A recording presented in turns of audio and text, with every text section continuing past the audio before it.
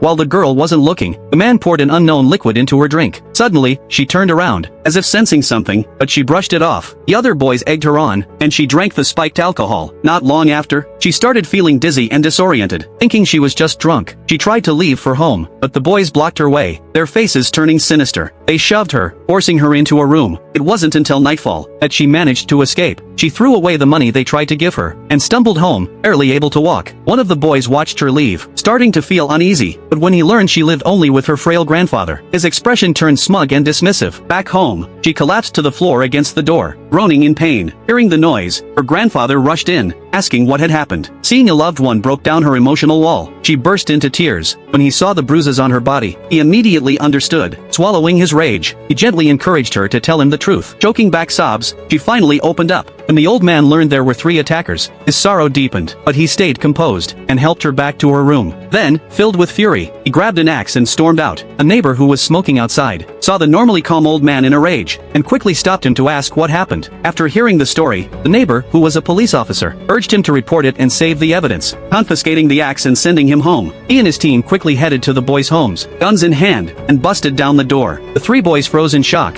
face down on the floor, blaming each other in panic. Police found a blood-stained bedsheet in the room, which made the officer even angrier. Under intense questioning, the 3 eventually confessed, but just as they were about to be taken in, the police chief suddenly showed up. Because one of the boys was his son, the captain stood his ground, even calling out the chief's parenting. But despite a witness and clear evidence, the chief demanded a reinvestigation, accusing them of using excessive force. That night, the old man couldn't sleep, haunted by a sense of dread. He looked at his granddaughter, curled up on the couch, his heart breaking. Her fragility and pain cut him to the core. He put on his old military uniform, pinned on his medals, symbols of the service and honor he once gave his country. He went to the prosecutor's office, hoping his past sacrifices would convince them to seek justice for his granddaughter, but the prosecutor had already been bribed. He dismissed the plea with contempt, and told the old man to settle the matter privately. Not wanting to make things harder for her grandfather, the girl reluctantly agreed to a mediation. As she withdrew her complaint, the judge smirked inappropriately, asking loaded questions about the case, poking at her emotional wounds, and even implying she made it all up for money.